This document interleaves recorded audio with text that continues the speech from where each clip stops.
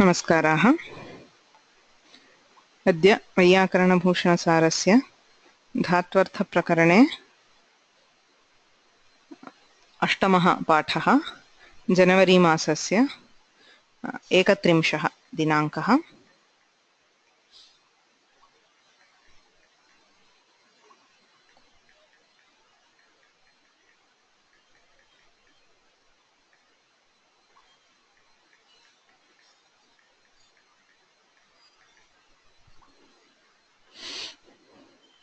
येनाक्षरसमाम्नायमधिगम्य महेश्वरात् कृत्स्नं व्याकरणं प्रोक्तं तस्मै पाणिनये नमः। वाक्यकारं वररुचिं भाष्यकारं पतञ्जलिं पाणिनिं सूत्रकारं च प्रणतोऽस्मि मुनित्रयम्। श्रीलक्ष्मीरमणं नौमि गौरीरमणरूपिणं स्फोटरूपं यतः सर्वं जगदेतद्विवर्तते।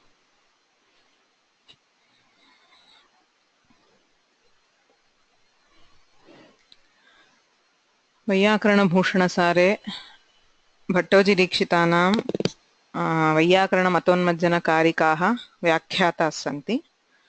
तत्र धात्वर्थप्रकरणे प्रथमा कारिका अस्ति फलव्यापारयोर्धातुः आश्रयेतु तिङस्मृताः फले प्रधानं व्यापारः तिङर्थस्तु विशेषणम् इति। अस्याः कारिकायाः व्याख्यानम् अस्माभिः अधीयमानमस्ति। तत्र प्रथमः भागः अस्ति फलव्यापारयोर्धातुः। स्मृतः इति वचनविपरिणामेन अन्वयः, अर्थात् धातुः फलस्य व्यापारस्य च वाचकः इत्यर्थः। फलं नाम किं, व्यापारो नाम कः इति तत्रैव उच्यते कौण्डभट्टेन। फलं विक्लित्यादि।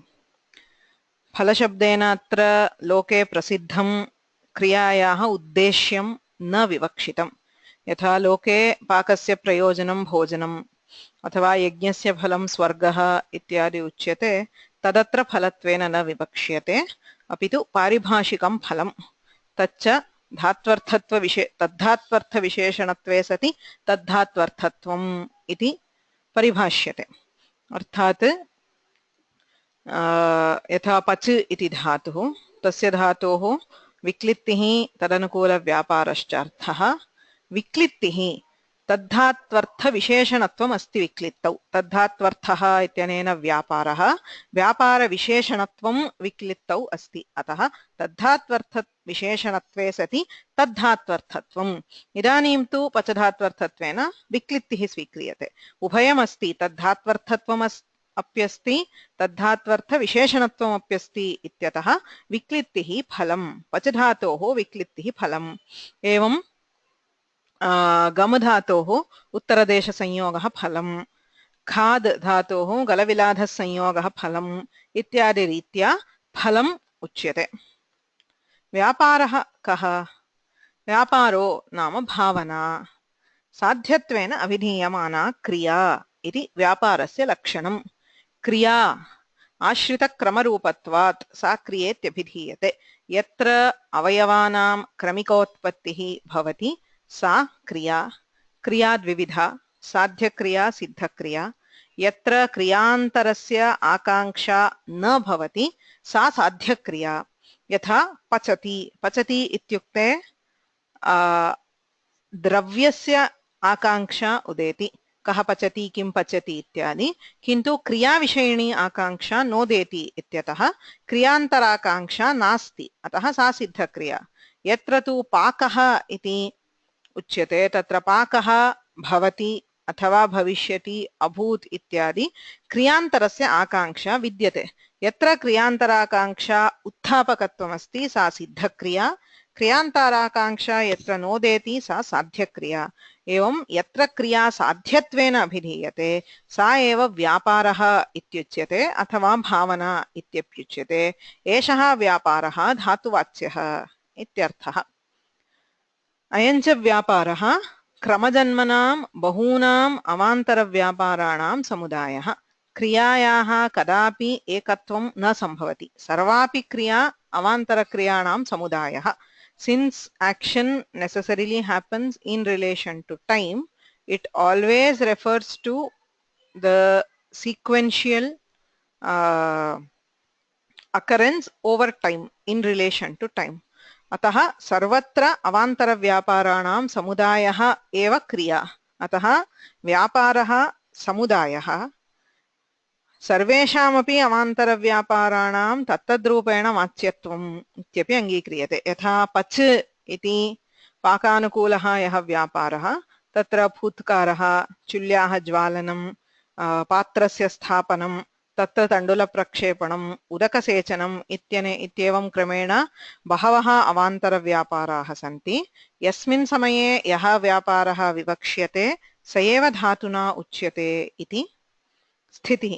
एवञ्च सर्वेषामपि अवान्तरव्यापाराणां तत्तद्रूपेण वाच्यत्वमस्ति. एतेषां व्यापाराणां बुद्ध्या अभेदः प्रकल्प्यते. गुणभूतैरवयवैः समूहः क्रमजन्मनां बुद्ध्या प्रकल्पिताभेदः क्रियेति व्यपदिश्यते इति वाक्यपदीयस्य कारिका. एवं बुद्ध्या यद्यपि अवान्तरव्यापाराणां बहुत्वमस्ति, तथापि तेषां सर्वेषां गुणभूतत्वम् अथवा अप्रधानभूतत्वम् अप्राधान्यमेव अस्ति. तेषां समूहः क्रमशः उत्पद्यमानानाम् एतेषाम् अवान्तरव्यापाराणां समूहः तत्र बुद्धिविशेषेण एकत्वं प्रकल्प्यते. बुद्ध्या प्रकल्पितः भेदः सा एव क्रिया इत्युच्यते. एतदेव आदाय एका क्रिया इति व्यवहारः. यद्यपि वस्तुतः क्रियायाः एकत्वं नास्ति, तथापि बुद्धिविशेषैक्यमादाय क्रियायाम् एकत्वव्यवहारः क्रियते इति व्यापारस्य लक्षणम्. एवं फलव्यापारयोर्धातुः इति प्रथमः अंशः इदानीं व्याख्यातः. द्वितीयः अंशः अस्ति आश्रये तु तिङस्मृताः इति. धात्वर्थं निरूप्य तिङर्थमाः आश्रये तु इति. फलव्यापारयोर्धातुः आश्रये. आश्रयः सर्वदा आधेयनिष्ठः.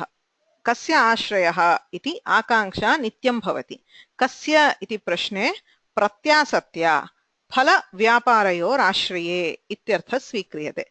फलाश्रये व्यापाराश्रये च तिङां शक्तिः. फलाश्रयः नाम कः? कर्म. यत्र फलं दृश्यते तदेव कर्म. यत्र अथवा यस्मिन् व्यापारः दृश्यते स एव व्यापाराश्रयः कर्ता. एवञ्च कर्म कर्ता च तिङ् प्रत्ययेन उच्यते इति वैयाकरणसिद्धान्तः. कर्तृकर्मणि तिङर्थः. अत्र तिङाम् आख्यातार्थत्व साधने बहवः वादाः ग्रन्थकर्त्रा उपस्थाप्यन्ते. पूर्वपक्षाः तेषां निराकरणञ्च. तत्र प्रथमतः वैयाकरणः. वैयाकरणानां प्रथमतः अयं वादः.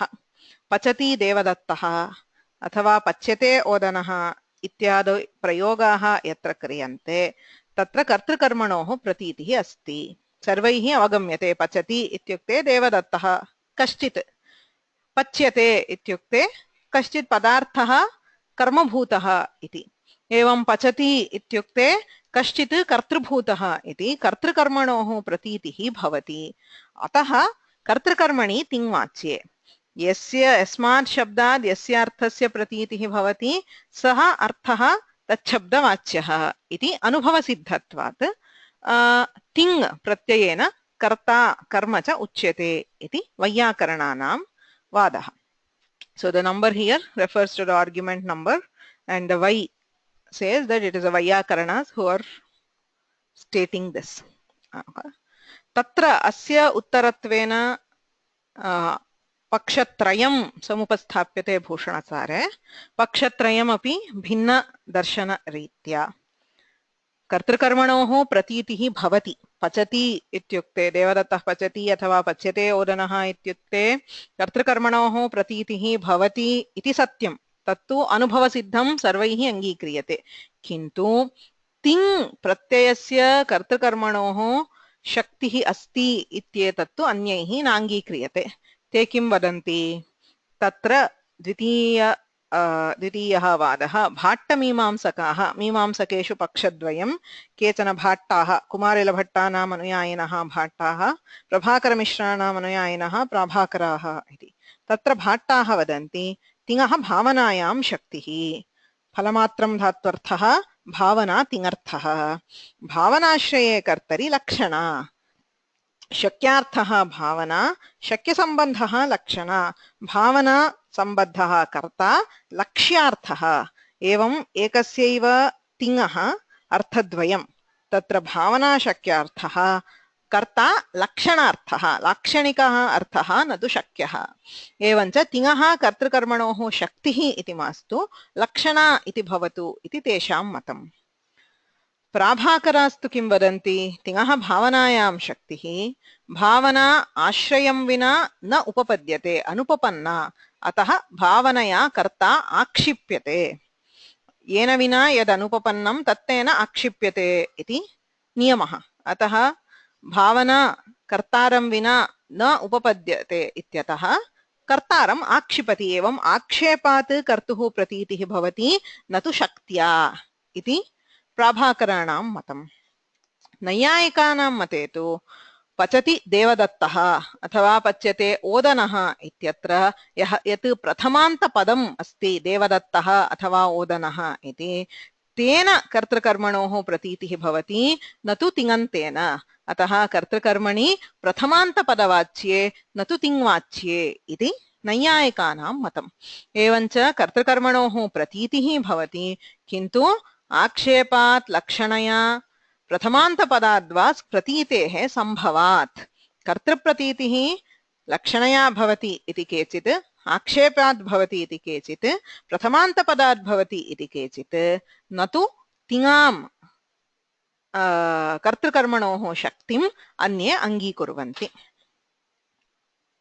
एवं सति वैयाकरणैरुच्यते लः कर्मणि उच्चभावे च अकर्मकेभ्यः इति सूत्रप्रामाण्यात् तिङां कर्तृकर्मणोः शक्तिः स्वीकर्तव्या इति वैयाकरणाः वदन्ति किमुच्यते लः कर्मणि च भावे च अकर्मकेभ्यः इति लकारविधायकं सूत्रं तत्र कर्तरिकृत् इत्यतः कर्तरि इति अनुवर्तते लः कर्मणि कर्तरि च लकाराः कर्मणि कर्तरि च भवन्ति अकर्मकेभ्यः भावे कर्तरि च भवन्ति इति सूत्रार्थः एवञ्च कर्मणि कर्तरि इति साक्षात् सूत्रकारेण उच्यते लकाराश्च यद्यपि प्रयोगे न श्रूयन्ते सर्वदा लस्य इति लकारस्य स्थाने तिङ् प्रत्ययाः आदेशाः भवन्ति तथापि आदेशेषु तिङ् प्रत्ययेषु या शक्तिः कर्तृकर्मबोधकरूपा शक्तिः सा एव शक्तिः स्थानिनि आरोप्यते एतच्च सर्वत्र व्याकरणे प्रसिद्धं यत्र यत्र स्थान्यादेशभावः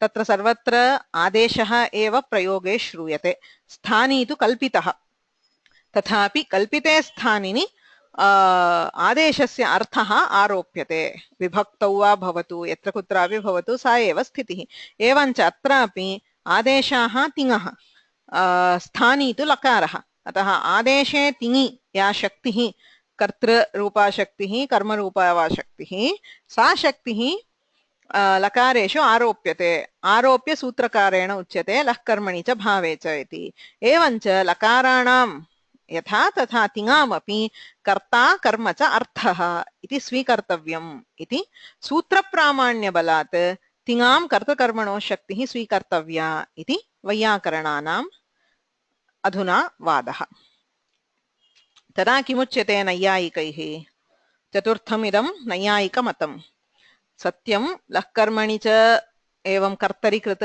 इति सूत्रे कर्तरि कर्मणि इति श्रूयते किन्तु तत्र कर्तृशब्दस्य कर्ता नार्थः न वा कर्मपदस्य कर्म अर्थः तदपेक्षया कर्तृ इति कर्तरि इत्यत्र कर्तृत्वे इति धर्मपरकत्वेन अर्थं स्वीकुर्मः यथा द्व्येकयोर्द्विवचनैकवचने इति सूत्रे द्विपदस्य द्वित्वे एवं एकस्य एकत्वे इति धर्मपरकत्वेन अर्थः स्वीकृतः न तु धर्मिपरकत्वेन एवम् अत्रापि कर्तृ इत्यनेन कर्तृत्वं कर्म इत्यनेन कर्मत्वम् इत्यर्थः स्वीक्रियताम् तथा च कर्तृत्वं नाम कृतिः कर्मत्वं नाम फलं स एव धर्मः कर्तरि कर्तृनिष्ठः धर्मः कृतिः एवं कर्मनिष्ठः धर्मः फलम् एवञ्च कृतिः फलं च तिङ् प्रत्ययार्थः इति सिद्ध्यति न तु कर्तृकर्मणि इति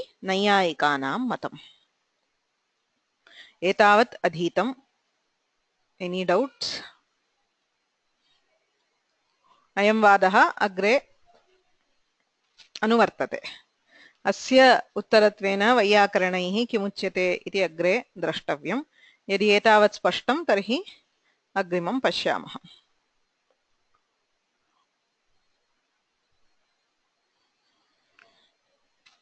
फलव्यापारयोः धातुलभ्यत्वेन लकारस्य पुनः तत्र शक्तिकल्पना अयोगात्. इदानीं किमुक्तं नैयायिकैः? कर्तृत्वं नाम कृतिः. कृतिः इति वैयाकरणमते व्यापारः. कर्मत्वं नाम फलम्. एवञ्च फले फलं व्यापारश्च तिङ्प्रत्ययार्थः इति नैयायिकैः उच्यते.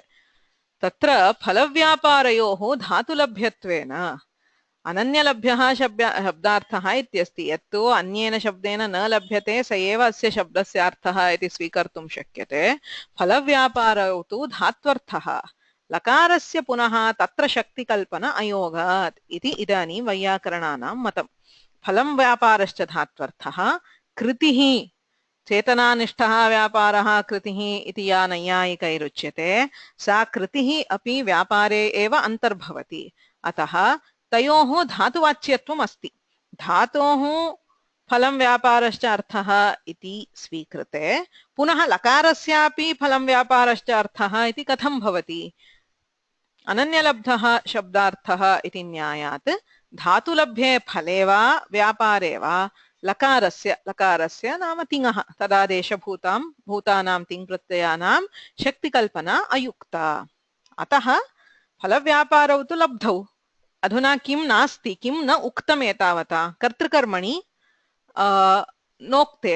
अतः तिङ् प्रत्यय कर्तृकर्मणोरेव तिङां शक्तिः स्वीकार्या इति वैयाकरणानां वादः. अयं वादः कदा तिष्ठति?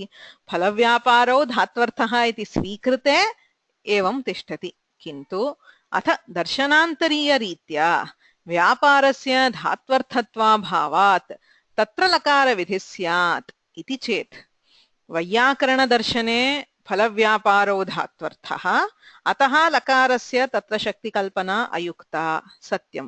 किन्तु दर्शनान्तरीयरीत्या दर्शनान्तरं नाम मीमांसा वा न्यायशास्त्रं वा, अत्र मीमांसा विवक्ष्यते. मीमांसाशास्त्रदृष्ट्या व्यापारस्य धात्वर्थत्वाभावात् व्यापारः धात्वर्थः इति नास्ति. अतः तत्र लकारविधिः स्यात्. लक्कर्मणि च भावे च कर्मकेभ्यः इत्यनेन यत् कर्तरि इत्युच्यते तत्र कर्तृत्वं नाम व्यापारः अथवा भावना एव उच्यते इति मीमांसकानां वादः. दर्शनान्तरीयम् इत्यनेन अत्र मीमांसकानां मतं विवक्षितम्. मीमांसकमतरीत्या व्यापारस्य धात्वर्थत्वाभावात् फलव्यापारयोः धात्वर्थत्वं वैयाकरणैरेव अङ्गीक्रियते.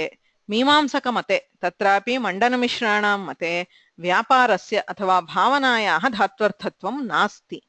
एवञ्च लकारस्य शक्तिः व्यापारे इति स्वीकरणीयम् इति मीमांसकानाम् आग्रहः. यदि व्यापारे शक्तिः तर्हि कर्तरि शक्तिः नास्ति इति तु स्वभावतः सिद्ध्यति. अत एव लक्षणया आक्षेपाद्वा कर्तुः प्रतीतिः इति मीमांसकाः वदन्ति. तर्हि कृतामपि कर्तृकर्मादिवाचित्वं न सिद्ध्येत्. यदि एवमुच्यते नाम कर्तृपदस्य लक्कर्मणि च भावे च इति सूत्रे कर्तरि इति यदनुवर्तते तत्र कर्तृत्वं नाम कृतिः अथवा भावना इति यदि स्वीक्रियते तर्हि कृतामपि कर्तृकर्मादिवाचित्वं न सिद्ध्येत् इति इदानीं वैयाकरणानाम् अभिप्रायः. किमुच्यते? यदि सूत्रे कर्तृपदं नाम कर्तरिकृत इत्यतः अनुवृत्तं यत् पदं तद् धर्मपरम् इत्युक्त्वा कर्तृत्वम् अर्थात् कृतिः प्रत्ययार्थः इति स्वीक्रियते तर्हि कृत् प्रत्ययानामपि कृत्यर्थकत्वं नाम भावनार्थकत्वमेव स्यात्, न तु कर्तर्थकत्वम्. अत्र कृताम् इत्यनेन कृत् प्रत्ययाः उच्यन्ते. डोंट गेट कन्फ्यूज्ड विथ कृत् एंड कृति. कृतिः नाम व्यापारः अथवा चेतनानिष्ठः व्यापारः नैयायिकमते, अन्येषां मते व्यापारः. कृत् इति तु प्रत्ययाः, द प्रत्ययास्, द सेट ऑफ प्रत्ययास् which are added to धातुस्. ओके, कृदतिङ्, तिङ् भिन्नः प्रत्ययः कृत् प्रत्ययः. सो all those are कृत् प्रत्ययस् तथा च पाचकः इति पदमस्ति पच धातोः नुमुल् इति प्रत्ययः स च प्रत्ययः कृत् सो कृदन्तः पाचकः इति कृदन्तम् पाचकः इत्यस्य कः अर्थः पाककर्ता द कुक् इत्येव अर्थः पाचकशब्दस्य यदि लह्कर्मणि इति सूत्रे कर्तृपदस्य भावना अर्थः कर्तृत्वम् अथवा भावना अर्थः इति स्वीक्रियते तर्हि कर्तरि कृत् इत्यत एव किल अनुवर्तते रिमेम्बर् द कर्तरि is not directly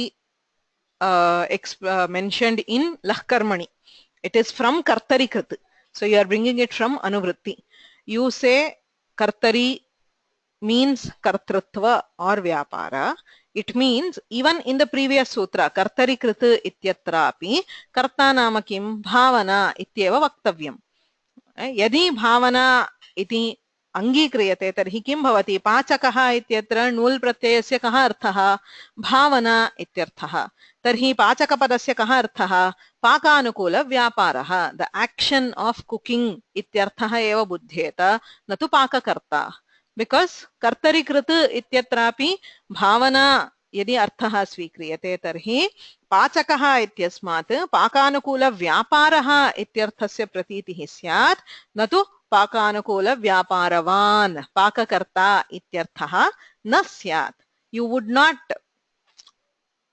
interpret pachaka as the cook instead we have to interpret as cooking which is anubhava viruddha पाचकपदेन पाककर्ता एव ज्ञायते न तु पाकानुकूलव्यापारः इति सर्वसम्मतम् पक्वः इति अस्ति पक्वः ओदनः कुक्ड राइस तत्र पक्व इति कर्मणि क्त प्रत्ययः यथा गतः श्रुतः एवं पक्वः सो दत्त इज रिप्लेस्ड बाय व पचोवः इति सूत्रेण पच धातोः भूतकाले पक्ववान् इति रूपं न तु पक्तवान् you will not have paktavan or pachitavan the form is pakvavan and pakvam like gatavan gatah pakvavan pakvah pakvavan iti kartari pakvah iti karmani evanch pakvah odanah rice which is cooked boiled rice ityarthah pakva shabdena budhyate किन्तु यदि कृत् प्रत्ययानां भावना अर्थः इति स्वीक्रियते तर्हि पक्वः इत्यनेन ओदनः न बुध्यते तत्रापि भावनायाः एव बोधः स्यात् इति आक्षेपः किमर्थं कर्तरी कृत् इति च लह्कर्मणि इत्यनेन तुल्ययोगक्षेमम् कर्तरी कृत् इति सूत्रे कर्तृपदस्य धर्मिपरत्वं यदि स्वीक्रियते तर्हि लह्कर्मणि इति सूत्रे धर्मपरत्वम् इति वक्तुं न शक्यते you cannot say there are two sutras first you have kartari krit and then the kartari comes over to lahkarmani you cannot say that in one sutra interpret karta as karta and in the second sutra interpret as kartrutva there is no mana bhavah किमर्थम् अत्र कर्तार्थः अत्र कर्तृत्वमर्थः इति वक्तुं तु न शक्यते लह्कर्मणि सूत्रे कर्तरि कृत् इति सूत्रादेव कर्तरि इति अनुवर्तते if the sutrakara had given another kartari for lahkarmani if the two words were different so you could have interpreted the kartari in kartari krit as karta and if there is a different kartrupada in lahkarmani maybe we could have interpreted it in a different way it is not a different pada it is the same pada and normally arthadhikarah the adhikara or anuvritti in vyakarana is normally treated as arthadhikara that is it is not only the word which is carried over it is the word along with its meaning which is carried over atah kartari krit ityatra kartrupadasya yaha arthah svikriyate sa eva arthah lahkarmani iti sutrepi swikaraniyam iti vayakarananam matam tadeva nyayam that fits right I mean you cannot the same word you cannot interpret in two different ways in kartari krit because we know pachakah ityasya pakakarta ityeva arthah budhyate atah तत्र कर्ता एव अर्थः स्वीकरणीयः तथा सति लह्कर्मणि इत्यत्रापि कर्तरि इत्यनेन अनुवृत्तेन कर्तृशब्देन कर्ता एव अर्थः स्वीकरणीयः न तु कर्तृत्वम् अथवा कृतिः। तुल्ययोगक्षेमं, तुल्यं नाम समानं, योगः नाम अप्राप्तस्य प्राप्तिः योगः, प्राप्तस्य रक्षणं क्षेमम् इत्युच्यते। यत्र योगक्षेमं वहाम्यहम् इति भगवान् वदति, योगः यत् प्राप्तव्यं तत्र तस्य प्राप्तौ, क्षेमं यत् प्राप्तं तस्य च रक्षणे, रक्षणम् उभयमपि अहमेव करोमि इति। अत्रापि योगः नाम अर्थस्य प्राप्तिः। कर्तरिकृत् इत्यत्र कर्तृशब्देन यः अर्थः प्राप्यते तस्यैव क्षेमं नाम रक्षणं लःकर्मणि इत्यत्रापि भवितुमर्हति। उभयत्र समानार्थकत्वं कर्तृशब्दस्य। अतः यदि लःकर्मणि इति सूत्रे कर्तृशब्दस्य भावना इत्यर्थः कल्प्यते तर्हि कर्तरिकृत् इत्यत्रापि भावनार्थकत्वम् अङ्गीकर्तव्यं, तच्च अनुभवविरुद्धम्। सो एव्रिबडी सी पचति इत्युक्ते तत्र व्यापारः भासते वा कर्ता भासते वा इत्यत्र सन्देहः अस्ति। Okay, so different darshanas interpreted differently. किन्तु पाचकः इत्युक्ते पाककर्ता एव बुध्यते न तु पाकव्यापारः. So in pachakaha there is no doubt at all. Are we talking about the karta or are we talking about the action? It is always about the karta. So since everybody has to accept that pachakaha ityatra kartribodhat कृत् प्रत्ययानां कर्तर्थकत्वम् एव। कर्तरिकृत इत्यनेन कृत् प्रत्ययाः कर्तर्थे भवन्ति इत्येव अर्थः तस्य सूत्रस्य वक्तव्यः। तथा सति स एव अर्थः लःकर्मणि इत्यत्रापि स्वीकरणीयः, न तु कर्तृत्वरूपः अथवा भावनारूपः अर्थः स्वीकर्तुं न शक्यते इति वैयाकरणानां मतम्। Okay, so that is one stage. Now the Vaiyakarana, having said that, see, to follow the flow of the argument, Prathamam asit तिङ् प्रत्ययेन कर्तृकर्मणोः प्रतीतिः भवति, अतः तिङ्वाच्यत्वम्। तस्य उत्तरत्वेन त्रेधा उत्तरं दत्तम्। आक्षेपाद् लक्षणया प्रथमान्तवदाद्वा कर्तृत्वप्रतीतिः भवति न तु शक्त्या। तदा किमुक्तं? लःकर्मणि इति सूत्रप्रामाण्यात् तिङां कर्तृकर्मवाचकत्वम्। तस्य उत्तरत्वेन नैयायिकैरुक्तं तत्र कर्तृत्वं कर्मत्वं च अर्थः न तु कर्ता कर्म च। तथा तस्य उत्तरत्वेन वैयाकरणैर्किमुक्तं? कर्तृत्वं नाम व्यापारः, कर्मत्वं नाम फलं। तत्र फलव्यापारौ धात्वर्थः पुनः तिङर्थः भवितुं नार्हति। तदा मीमांसकमतरीत्या व्यापारस्य धात्वर्थत्वं नास्ति, अतः तिङां व्यापारार्थकत्वम् अथवा भावनार्थकत्वं भवतु। अर्थात् कर्तरि इत्यस्य कर्तृत्वम् इत्येव अर्थः, एवञ्च भावना तिङर्थः इति भवतु इति मीमांसकानां मतम्। तत्रोच्यते यदि लःकर्मणि इति सूत्रे कर्तृत्वम् अर्थः तर्हि कृतामपि कृत्प्रत्ययानामपि कर्तृवाचित्वं न स्यात्, कर्तृत्व नाम भावनावाचकत्वमेव स्यात्, तत्तु न केनापि अङ्गीक्रियते। अतः कर्तृशब्दस्य कर्तृत्वम् इत्यर्थः वक्तुं न शक्यते इत्युक्त्वा अग्रे इतोपि अनुवर्तयति। अपि च मीमांसकानां, so now they are targeting back the मीमांसकास्, they say मीमांसकाः वदन्ति भावना तिङ्वाच्या कर्ता आक्षेपेण लभ्यते इति। why don't we reverse it? तिङ् प्रत्ययेन कर्ता उच्यते, भावना तु आक्षेपेण लभ्यते। See, आक्षेप works both ways. There are two things which do not exist without each other. So when you have one, we assume the presence of the other. That is akshepa. Now they say bhavana kartaram vina anupapanna kartaram akshipati. Tatha sati karta bhavanam vina anupapannaha. So you cannot say somebody is a karta unless there is bhavana. Bhavanam vina karta nopapadyate. Ataha karta वाच्यः भावना आक्षेपलभ्यः इति वदामः इति वैयाकरणानां वादः. So they are reversing the argument on मीमांसकास्.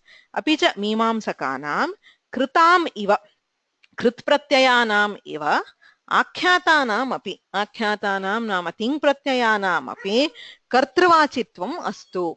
यथा कृत् प्रत्ययाः कर्तरि भवन्ति अर्थात् कृत् प्रत्ययानां कर्तर्थकत्वम् अङ्गीक्रियते, तथा आख्यातानां नाम तिङ् प्रत्ययानामपि कर्तृवाचित्वं भवतु। तेन मीमांसकानां मूलसिद्धान्तस्य भङ्गः न भवति इति प्रतिपादयितुं प्रयतन्ते। भावनायाः एव आक्षेपेण कृदादिवत् प्रतीतिसम्भवे वाच्यत्वं मास्तु। यथा कृदन्तस्थले भावना आक्षेपलभ्या एवं तिङन्तस्थलेऽपि भावना आक्षेपलभ्या भवतु।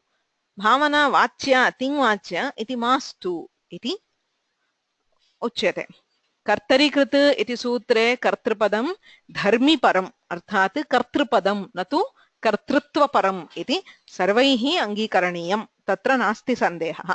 पाचकः इत्यस्मात् नियमेन पाककर्तुः एव प्रतीतिः भवति न तु व्यापारस्य। अतः तत्र कर्तरि कृत इत्युक्ते कर्तृपदं धर्मीपरं कर्तृपरमेव न तु कर्तृत्वपरम् इति सर्वैः दर्शनैः अङ्गीकर्तव्यम्। मीमांसकमते पाचकः इति पदं तत्र किमस्ति? पच् धातुना विक्लित्तिरूपं फलं बोध्यते। यतोहि मीमांसकमते फलमात्रं धात्वर्थः, अतः पच् इति धातुना विक्लित्तिरूपं फलं बोध्यते। नुल् इति प्रत्ययेन कर्ता उच्यते। भावना व्यापारं विना कर्ता कथम्? If there is no bhavana, how do you have a karta? भावना तु भवेदेव। अतः भावनायाः प्रतीतिः आक्षेपेण भवति इति मीमांसकमतम्। दट् इस् फार् कृदन्तास्। तथैव कर्ता भावनां विना अनुपपन्नः सन् भावनाम् आक्षिपति। अपि च इतोप्येकं वदन्ति मीमांसकाः, प्रकृतिप्रत्ययौ सहार्थं ब्रूतः तत्र प्रत्ययार्थस्य प्राधान्यम्। Whenever you have a prakriti and you have a pratyaya, प्रकृतेः कश्चन अर्थः भवति, प्रत्ययस्य अन्यः अर्थः भवति। प्रकृतिप्रत्ययोः अर्थयोः उभयोः प्रत्ययार्थस्य प्राधान्यम्। This is actually the key argument of Mimamsakas. Why Mimamsakas are adamant in saying bhavana is tingartha and not dhatvartha is because of this single thing. They accept that prakriti pratyayarthayoho pratyayarthasya pradhanyam. Wherever you have a meaning from prakriti and another meaning from the pratyaya, the meaning of the pratyaya gains dominance.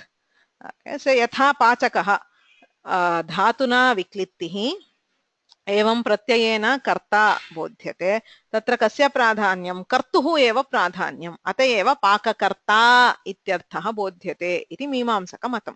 Okay, so this is what they say regarding the पाचकः। पच धातुना विक्लित्तिः प्रत्ययेन कर्ता उच्यते, तत्र कर्तुः प्राधान्यं। भावना तु प्रतीयते किन्तु आक्षेपेण। भावनां विना कर्ता नोपपद्यते इत्यतः आक्षेपेण भावना भासते, किन्तु प्राधान्यं कस्य? कर्तुः प्राधान्यम् इति मीमांसकमतम्। अतः इदानीं वैयाकरणः समानं वादं प्रक्रामन्ति। कर्तरीकृत इत्यत्र यथा मीमांसकैरपि प्रत्ययस्य कर्तृवाचित्वम् अङ्गीक्रियते, तदनुरोधेन लह्कर्मणि इति सूत्रे अपि कर्तृपदं धर्मीपरमेव अस्तु। अर्थात् अस्मिन् सूत्रे अपि कर्ता इत्युक्ते कर्ता इत्येव अर्थं स्वीकुर्वन्तु। किमर्थं कर्तृत्वम् अथवा भावना इत्यर्थः करणीयः? कर्ता भावनां विना नोपपन्नः। यथा भावना कर्तारं विना नोपपन्ना, तथैव कर्ता अपि भावनां विना नोपपन्नः। अतः भावना आक्षिप्यते। कर्त्रा तिङर्थः यः कर्ता, तस्मात् भावना आक्षिप्यतेन भावना आक्षिप्यते। तथा च तिङर्थः भावना कर्ता आक्षेपात् लभ्यते इत्यपेक्षया तिङर्थः कर्ता भावना आक्षेपात् लभ्यते इत्येव अर्थं कुर्मः। तेन कः लाभः? सूत्रविरोधः न भवति। कर्तरीकृत लह्कर्मणि इत्युभयं पाणिनिना उक्तम्। तत्र कर्तरीकृत इत्यत्र कर्तृपदस्य धर्मीपरकत्वेन अर्थः कृतः। पुनः लह्कर्मणि इत्यत्र तस्यैव कर्तृपदस्य धर्मपरकत्वेन व्याख्यानम् इति चेत् सूत्राशयविरोधः भवति। उभयत्र समानः अर्थः अङ्गीक्रियते चेत् सूत्रविरोधः नास्ति इति वैयाकरणानां वादः. So instead of insisting that bhavana be the thing artha and karta is derived through akshepa, let's just reverse it. Karta is thing artha and bhavana can be obtained through akshepa. Pratitistu sarvasya bhavati. Tatha sati pradhanyam tasyaha na syat iti chet na. Okay. So tatha sati pradhanyam tasyaha na syat iti mimamsakanam vadah. So the mimamsakas now reply tatha sati arthat तिङ्वाच्यः कर्ता कर्त्रा भावना आक्षिप्यते इत्युक्ते भावनायाः प्राधान्यं न स्यात्. Then see, the main siddhanta of a mimamsaka is भावना मुख्य विशेषकः शाब्दबोधः. शाब्दबोधे भावना प्रधाना इति भवेत्. Now if bhavana is obtained only through akshepa and not through shakti, that is थिङ् प्रत्ययानां यदि भावनायां शक्तिः नाङ्गीक्रियते तर्हि भावना प्राधान्यं न स्यात्. किमर्थं भावना प्रधाना स्यात् इति चेत् भावप्रधानमाख्यातम् इति निरुक्तवचनं. So niruktam by Yaska Maharshi. It is a text, a Vedic text related to the Vedas, which is probably precedes Panini. Okay, Yaska Maharshina Pranitam Niruktam. So Nirukta is a text which is composed to give the etymology of Vedic words, not all words, difficult Vedic words. Nirukte bahunam padanam vyutpattihi, Vaidika padanam vyutpattihi pradarsyate. Tena Yaska Maharshina Nirukte yaduchyate tadapi pramanam. Yatha Paninina uktam pramanam tatha Yaskena uktam api pramanam. यास्केन किमुच्यते भावप्रधानम् आख्यातम्. आख्यातं नाम तिङन्तं तत्र भावनायाः प्राधान्यम् इत्युक्तम्. अतः भावना प्रधाना. यः अर्थः प्रधानं तस्य एव वाच्यत्वं युक्तम्. Now from a thing pratyaya you are saying there are two meanings you get it. One you get directly as the shakya artha, the other you get indirectly either through lakshana or through akshepa. Okay, so the Mimamsakas say bhavana is the direct shakyartha and karta is either lakshana or akshepa. Now if the Vaiyakaranas try to propose that karta is the shakyartha or the direct meaning and bhavana is the akshepa is obtained indirectly through akshepa, then bhavana would not be pradhana. Why? Pradhanyasyaiva vachyatvam uktam. That which is the direct meaning of a word is naturally important. So if you are saying the direct meaning is karta, then karta would be pradhana and not bhavana which is obtained through akshepa. Yaha arthaha pradhanam tasyaiva vachyatvam uktam. Like we saw in kridanta, pachakaha. Tatra karta साक्षात् उच्यते प्रत्ययेन भावना आक्षेपा लभ्यते. कस्य प्राधान्यं? कर्तुरेव प्राधान्यं, न तु भावनायाः. एवमेव अत्र यदि कर्ता प्रत्ययेन उच्यते भावना आक्षेपा लभ्यते तर्हि कर्तुः प्राधान्यं स्यात्. तत्तु नेष्यते, भावनायाः एव प्राधान्यमिष्यते. अतः भावनायाः वाच्यत्वं स्वीकरणीयं, तिङ्वाच्यत्वम्. अतः तिङ् प्रत्ययेन भावना एव उच्यते, न तु कर्ता इति मीमांसकानां मतम्. तत्र वैयाकरणैः उच्यते जातिशक्तिवादः इति. So this is one of the famous vadas which is not directly related to Vyakarana but which is generally in vogue in all darshanas. Again, sarveshu darshaneshu ayam vicharah uchyate. Okay, so there is, whenever there is a pada, okay, so there are two kinds of meanings. One is called the jati and the other is called vyakti. Say for example, when we say something like ghata, okay, so there is an individual ghata which is the vyakti. There is also a class of padarthas called ghata which is a jati. Ghata is a class, a pot. Okay, so that is jati. So there is ghata jati and ghata vyakti. Okay. Now whenever somebody says ghataha, does it refer to ghata jati or does it refer to Ghata Vyakti is a question. Okay, it's a very one of the egg first or chicken first. So such questions in our darshana. Okay, all darshanas deal with this question, and everybody arrives at different siddhantas to different ways. Okay, there are some who accept jati shakti, that is jatihi, jate, the word represents jati. There are some others who say that the word represents vyakti. So two opposing views are there in different philosophies. Okay, now the Mimamsakas are Jati Shakti Vadinaha. Arthat Jatau Shaktihi. Any word represents the class. So Ghataha does not mean an individual pot. It means the class of objects called pot, which possess the property of Ghatatva. So a Ghata refers to a class of objects, all of which possess the attribute of Ghatatva. It does not refer to an individual Ghata. Okay, that is the one of the siddhantas of Mimamsakas called the Jati Shakti Vada. Okay, so now let us examine this argument. Forget what we are talking about. This is not related directly to what we are talking about. Okay, this has nothing to do with Tinganta or Vyapara or whatever. So this is an independent Vada. Let us try to understand what is Jati Shakti Vada. So what is Jati Shakti Vada? Mimamsa Rante Akrityadhikaranam iti kinchit adhikaranam.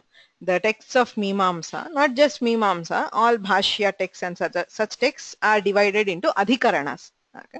Whether you go to the Brahma Sutra Bhashya or the Mimamsa Bhashya, they are all divided into adhikarana. Adhikarana is a section, okay? A section dealing with a particular thing. So there is a particular section called Akrityadhikaranam. Akriti is a synonym of Jati. Okay, so Akrityadhikaranam. Tatra kim vicharyate jatau shaktihi uta vyaktau. So does any given word, does it represent a jati or does it represent a vyakti? Iti amshaha tatra vicharyate. Ghataha iti padasya ghatatva jatau shaktihi va ghatarupayam vyaktau va iti prashnaha. The same thing which I said, does it represent the class of pots or does it represent an individual pot? Jati Shaktivadinaha Mimamsakaha. Arthat tesham mate Ghataha iti padena Ghatatva jatihi eva buddhyate natu Ghatarupa vyaktihi. Kimartham Laghavam. Vyaktau shaktihi svikriyate chet Vyaktinam anantyat gauravam. If you are saying the word Ghata represents an individual Ghata, there are an infinite number of pots in the world. So the number of shakyarthas for the word Ghata would also be infinite. Ananta Vyaktinam Shakti Kalpane Gauravam. So you have to say, okay, the word Ghata expresses Ghata number 1, Ghata number 2, Ghata number 3 and so on till infinity. So the number of shakyarthas for the word Ghata is Ananta and it is Gaurava. Instead, if you say the word Ghata expresses the class of pots, Jati is always one. Jatihi eka eva. So what is the meaning of the word Ghata? Ghatatva Jatihi. Laghavam. Laghavat Jatau Shaktihi Svikaraniya iti Mimamsakanam matam.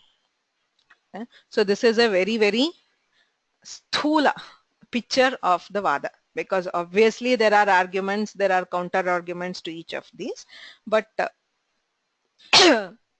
giving the bare basics of the argument of how what it is. Okay. So now Ghata shabdasya Ghatatva Jatihi ityarthaha. Jatischa Vyaktim Vina Anupapanna.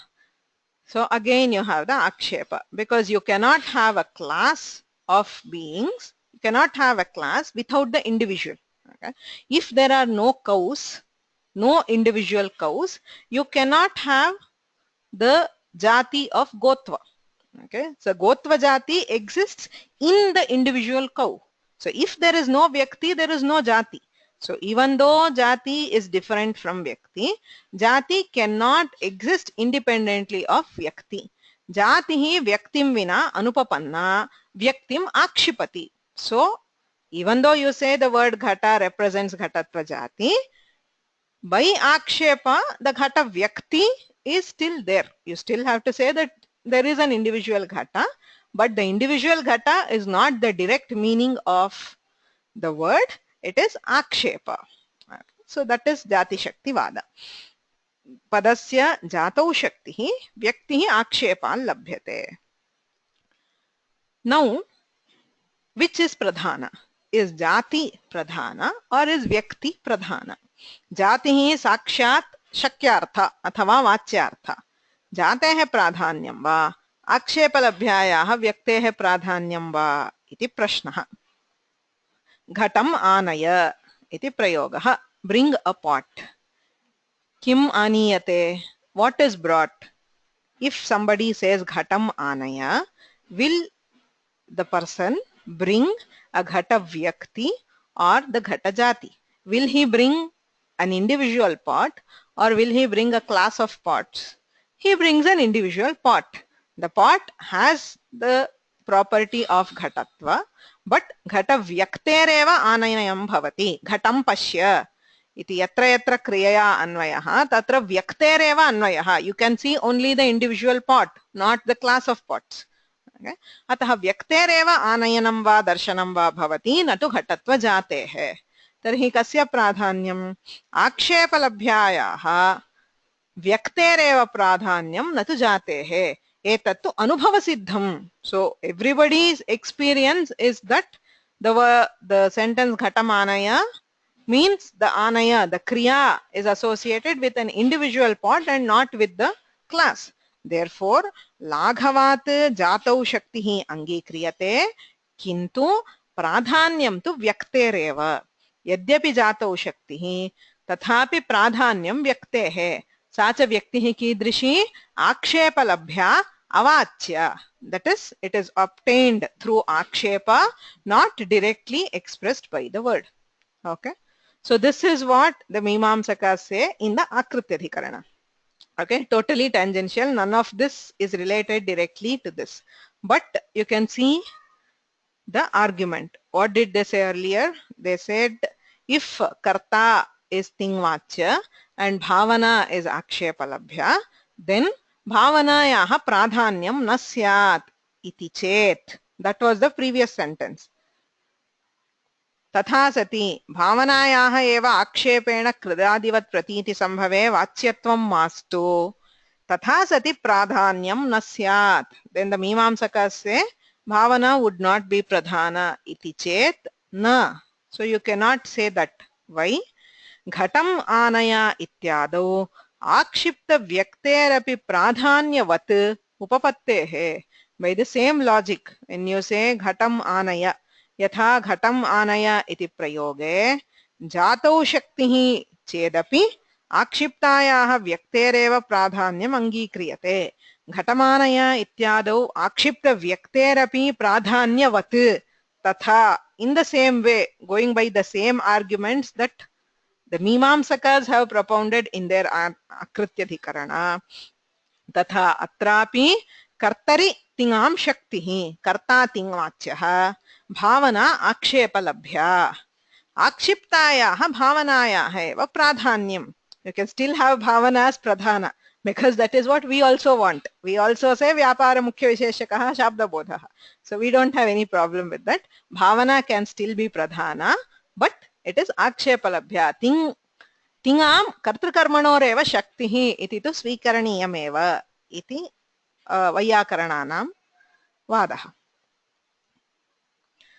पचति. Okay, so that is argument number 9. Are we clear so far?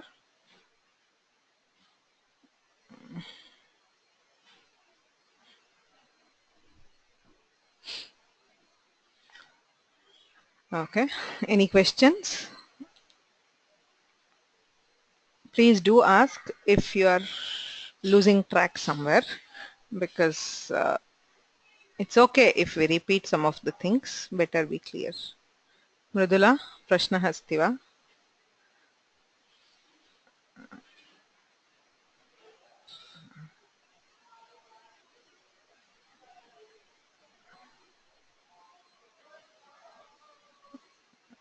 You can, if you want to ask, you can unmute yourself by clicking on the microphone link. So I have unmuted you.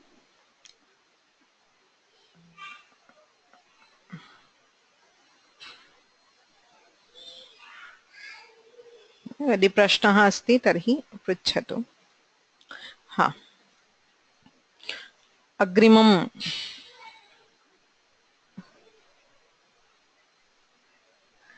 अग्रिमः वादः. पचति इत्यादौ पाकं करोति इति भावनायाः विवरणदर्शनात् वाच्यत्वम् इति चेत्. So all these words, iti chet, iti chenna, they are all paraphrasing the Purva Paksha. Okay, so in the notes I am representing the Purva Paksha and Uttara Paksha separately, but it is one continuous stream of sentences in the main text. Okay, the same sentence will have the first have Purva Paksha and then the answer to it. So that is where you have the iti chet or iti chenna or navachyam. All those represent the Purva Paksha. So now what would the Mimamsaka answer to it? Okay, so what is the Vaiyakarana saying? Ting pratyayasya bhavana arthaha कर्ता आक्षेपा लभ्यते इति मास्तु तिङ् प्रत्ययस्य कर्ता अर्थः भावना आक्षेपा लभ्यते इति वदामः. यथा जातिशक्तिवादे अपि व्यक्तेः प्राधान्यम् आक्षेपलभ्यायाः व्यक्तेः प्राधान्यं तथा अत्रापि आक्षेपलभ्यायाः भावनायाः एव प्राधान्यं भवतु. तत्र मीमांसकैः उच्यते पचति इत्यादौ पाकं करोति इति भावनायाः विवरणदर्शनाद् वाच्यत्वम्. So they are trying a different track. पचति इत्यस्ति. पचति इत्यस्य कः अर्थः? पाकं करोति इत्यर्थः. सर्वसम्मतम्. Okay, so पचति means पाकं करोति इति अर्थविवरणं सर्वैः अङ्गीक्रियते. तत्र किम् अस्ति? तत्र पाकम् इति धात्वर्थस्य विवरणं, करोति इति तिङर्थस्य विवरणं. तत्र पचति इत्यत्र भागद्वयम्, एकः धातुः अपरः प्रत्ययः. तत्र पाकं करोति इत्यत्र पदद्वयं. तत्र पाकम् इत्यनेन धातोः अर्थविवरणं, करोति इत्यनेन प्रत्ययस्य अर्थविवरणं. धातोः अर्थः कः इति इदानीं मास्तु. करोति इति तिङ् प्रत्ययस्य अर्थः. तत्र कृ धातुः अस्ति. कृ धातोः कः अर्थः? भावना इत्येव अर्थः. So कृ is a dhatu which represents pure bhavana, that is only bhavana or vyapara. कृ धातोः व्यापारार्थकत्वमेव. It represents vyapara samanya. All dhatus represent vyapara vishesha, a particular kind of vyapara, whereas कृ dhatu represents vyapara in general. Bhavanarthakah कृ धातुः. Itam cha, in the meaning, whenever we are explaining the term pachati, pakam karoti iti kru dhatuna vivaranam kriyate. Kru dhatoh bhavana arthaha. Ataha bhavanarthaka karotina tingarthaha vivriyate. So ting pratyayasya arthaha pakam karoti iti kru dhatuna vivriyate. Kru dhatoh arthaha bhavana. Ataha ting pratyayasya arthaha bhavana. भावना एव तिङ्वाच्य इति मीमांसकानां वादः. Okay, not just पाकं करोति. Any dhatu you take, say नृत्यति, नृत्यं करोति, गायति, गानं करोति. So everywhere you have the dhatu part separate and the ting part separate. The ting part of it always represented by karoti. Okay, this is a technique which we normally use in Sambhashana. Okay, when you are teaching conversational Sanskrit, that is what they say. Don't worry about using a tinganta. Say bhunkte iti vaktavyam. Bhojanam karoti iti saralam. Pathanam karoti. Whatever. Krayanam karoti. Instead of krinati, you don't know the form, forget it. Krayanam karoti. So everywhere you can join karoti and explain or get a verb. Okay. So now karoti sarvatra ting pratyayasya arthaha kena uchyate? Karoti iti dhatuna uchyate. Ataha ting pratyayasya arthaha kru dhatuh. Kru dhatoh arthaha bhavana. Evancha ting pratyayasya arthaha bhavana. Bhavana eva tingvachya iti mimamsaka matam. Pachati ityadau पाकं करोति इति भावनायाः विवरणदर्शनात् वाच्यत्वम् इति चेत्. So if that is the argument you are giving, so what is the reply? पाकानुकूल व्यापारवतः कर्तुरपि विवरण विषयत्व अविशेषात्. करोति इति तिङन्तेन तेन किमुक्तं कृ धातुः भावनार्थकः. But the word karoti does not represent only bhavana. Okay. तिङन्तेन भावना केवलं नोच्यते, तत्रापि पुनः भागद्वयं कृ इति धातुः तिङ् इति प्रत्ययः. तत्र कृ धातुना भावना उच्यते, तदुत्तरेण तिङ् प्रत्ययेन कर्ता उच्यते. So even in karoti you have two parts. So the dhatu represents bhavana and the ting represents karta. एवं विवरणं तिङ् प्रत्ययस्य पचति इत्यत्र तिङ् प्रत्ययस्य विवरणं करोति इति शब्देन क्रियते. किन्तु करोति इत्यस्य केवलं भावना नार्थः, भावना कर्ता इत्युभयम् अर्थः. एवं व्यापारवान् कृ धातोः भावना कर्ता, एवं व्यापारवतः कर्तुः अपि विवरण विषयत्व अविशेषात् भेदः नास्ति. यथा भावना करोति न उच्यते तथैव कर्ता अपि करोति इति शब्देन उच्यते. So the word karoti represents not just bhavana, also the karta. एवं सति भावना एव तिङ्वाच्य इति किमर्थं, कर्ता अपि तिङ्वाच्यः इति वक्तव्यमेव किल. एवञ्च पचति इत्यस्य विवरणे यथा भावनायाः वाच्यत्वं तथा कर्तुरपि वाच्यत्वम् अस्ति. So you cannot use this argument to say नैतत् भावनायाः तिङ्वाच्यत्वे नियामकम्. So you cannot say because karoti इति पदेन विवरणं क्रियते इत्यतः भावना तिङ्वाच्य इति वक्तुं न शक्यते. करोति इति पदेन यथा भावना प्रतीयते तथैव कर्ता अपि प्रतीयते. एवं चेत् भावना तिङ्वाच्या वा कर्ता तिङ्वाच्यः वा इति वक्तुं नियामकं नास्ति. There is nothing to say that bhavana is tingvacha and not karta. So the argument will not hold. Is vyakaranam. न च कर्तुः विवरणं तात्पर्यार्थ विवरणं पाकं करोति इति अशब्दार्थ कर्मत्व विवरणवत् इतरेतर योगद्वन्द्वे समुच्चयांश विवरणवद्वा न तदर्थ निर्णायकम् इति वाच्यम्. So the Mimamsakas answer back. They say विवरणं न केवलं शक्यार्थं बोधयति अपितु तात्पर्यार्थमपि. So whenever you are trying to explain some word through other words, those other words will have some portions which directly explain the meaning of the original word. They will also contain other portions which are not intended by the original word. न केवलं शक्यार्थः साक्षाद्यः अर्थः तमेव बोधयितुं न शक्नोति विवरणं. तात्पर्यार्थं there are some other portions which are not intended. For example, पचति इत्यस्ति, पाकं करोति इति विवरणं, किन्तु उभयोः सर्वथा साम्यं नास्ति. किमर्थं? पाकं करोति इत्यत्र पचति इत्यत्र भागद्वयमेव, पच इति धातुः ति इति प्रत्ययः. पाकं करोति इत्यत्र तु चत्वारः भागाः सन्ति. पाक इति प्रातिपदिकम् अस्ति, अम् इति सुप्रत्ययः अस्ति, कृ इति धातुः अस्ति, तिङ् इति प्रत्ययः अस्ति. एवं चत्वारः भागाः सन्ति. पाक इत्यस्य विक्लित्तिः इत्यर्थः, अम् इत्यस्य कर्मत्वम् इत्यर्थः. इस् इस् ए द्वितीया विभक्ति प्रत्यय which represents कर्म, अतः कर्मत्वम् इत्यर्थः. कृ धातोः भावना अर्थः, तिङ् प्रत्ययस्य कर्ता अर्थः इति यद्यपि उच्यते तथापि तत्र विक्लित्तिः भावना. पचति इत्यत्र धातुना विक्लित्तिः, आख्यातेन भावना इति द्वयमेव शक्यार्थः. So the direct meaning of the dhatu is only viklitti and bhavana. The karma is not included in the dhatu. Okay, that is sarvasammatam. So nobody will say that the pakam iti dvitiya vibhaktehe sattve api karmatvam pachati ityatrena bodhyate iti kopi na vadati. Okay, even a Vaiyakarana cannot tell it because pachati is a kartari prayoga. There is no expression of karma.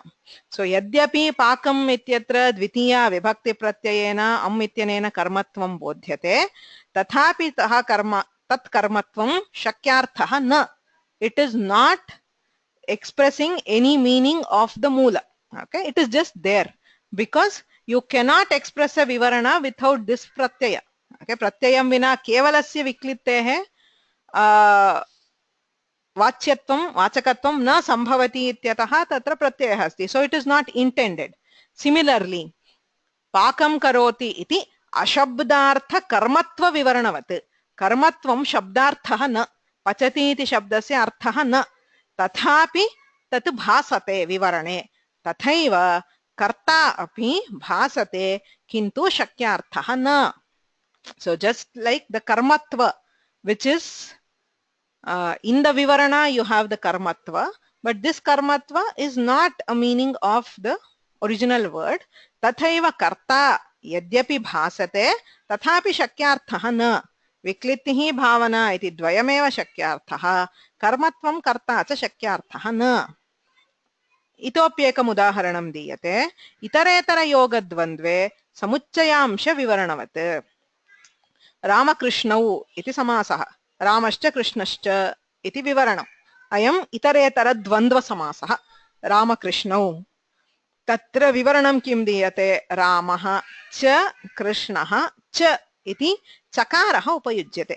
चकारस्य अर्थः समुच्चयः. Okay, अत्र रामः कृष्णः इति द्वयमेव शक्यार्थः. The samasa is only Rama and Krishna. The word which is expressed by the samasa is only Rama and Krishna. स एव शक्यार्थः. अयं समुच्चयार्थः शक्यार्थः न इति अङ्गीक्रियते. Okay, so let's not go into detail about samasartha because that is again a very slippery topic. But this is in general what they say. Itaretara yoga dvandve samuchchayamsha vivaranat. विवरणवत्. यथा विवरणे समुच्चयांशः अस्ति किन्तु वस्तुतः समासे नास्ति, एवमेव अत्रापि पचति इत्यत्र पाकं करोति इत्यत्र कर्मत्वं कर्ता च विवरणे प्रतीयते, वस्तुतः शक्यार्थः न तदर्थनिर्णायकं, तेन अर्थः न ज्ञायते. अतः यद्यपि पाकं करोति इति विवरणे कर्तुरपि भानमस्ति, तथापि प्राधान्यात्, बिकॉज भावप्रधानम् आख्यातम् इति यथा जानीमः तथा भावनायाः एव वाच्यत्वम् इति मीमांसकमतम्. तत्र वैयाकरणैरुच्यते भावनायामपि तुल्यत्वात्. So he says the same argument will also hold for bhavana. You are saying paka am kriti, तत्र विक्लित्तिः कर्मत्वं भावना कर्ता इति चत्वारः अर्थाः विवरणे प्रतीयन्ते. तत्र विक्लित्तिः भावना च शक्यार्थः, कर्मत्वं कर्ता च शक्यार्थः न इति भवद्भिः मीमांसकैरुच्यते. वयं वदामः विक्लित्तिः कर्ता च शक्यार्थः, कर्मत्वं भावना च शक्यार्थः न. So, I mean, what is there to say that bhavana is shakyartha and not karta? Why not accept that the karta itself is shakyartha and bhavana is not? Tulyatvat. Bhavana has the same status. Okay. एवमपि वक्तुं शक्यते भावना एव तात्पर्यार्थः, वस्तुतः कर्ता एव शक्यार्थः इत्यपि वक्तुं शक्यते. विनिगमका भावात्. There is nothing to differentiate between the two. You say bhavana is shakyartha, karta is akshepalabhya. We say karta is shakyartha, bhavana is akshepalabhya. Vinigamaka bhavat. There is nothing to differentiate. In addition, sutra pramanyat, we have the sutra directly saying lak karmani cha kartari cha. The kartari krita ityatra kartuhu dharmivachikatvam bhavadbhirapi angikriyate.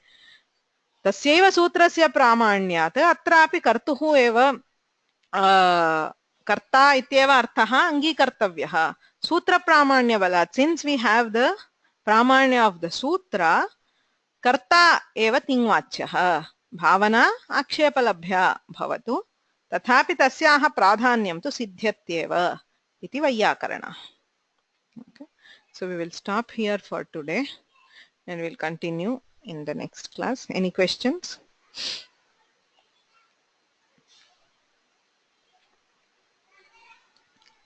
So we'll stop. The next class is on Thursday afternoon 3:30. पारायणम् अद्य भवन्तः वैयक्तिकरूपेण कुर्वन्तु. Very sorry, I have to go somewhere. So please do not forget, open and read the shlokas once individually. We will continue the discussion in the next class. श्रीलक्ष्मीरमणं नौमि गौरीरमणरूपिणं स्फोटरूपं यतः सर्वं जगदेतद्विवर्तते.